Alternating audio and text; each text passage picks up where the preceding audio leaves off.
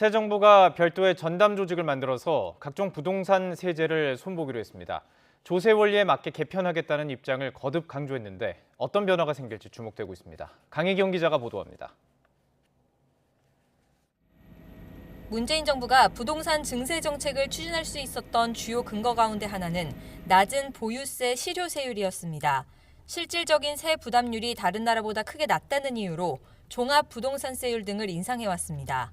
자산 총액 대비 보유세 실효세율은 0.16% 정도로 자료가 있는 13개국 중에 평균 이하 수준입니다. 윤석열 당선인 측은 실효세율 지표에 맹점이 있다는 입장입니다.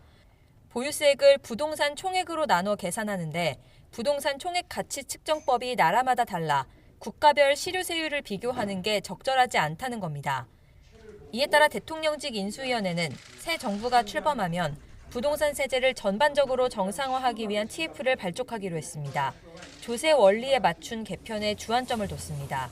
부동산 세제를 부동산 시장 관리 목적이 아니라 조세 원리에 맞게 개편하겠다는 것은 당선인의 일관된 입장이고요.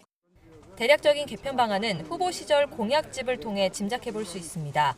먼저 종합 부동산세율의 경우 1주택자에 대해서는 현 정부 출범 이전 수준으로 돌리고 세 부담 증가율 상한도 인하할 것으로 보입니다. 장기적으로는 지방세인 재산세와 통합하는 방안을 추진할 전망입니다.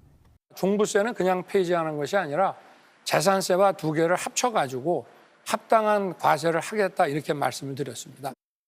인수위는 부동산 세금 과세 표준이 되는 공시가격의 제도 개편 방안도 논의하고 있습니다. 앞서 윤 당선인은 공시가격을 2020년 수준으로 되돌리고 산정 근거와 평가 절차를 투명하게 공개하겠다고 공약했습니다. 인수위는 다만 공시가격은 세금뿐 아니라 기초생활보장수급자 선정 등 복지체계 전반에 영향을 주는 만큼 다각도로 접근해 여러 방안을 마련하겠다고 밝혔습니다. YTN 강희경입니다.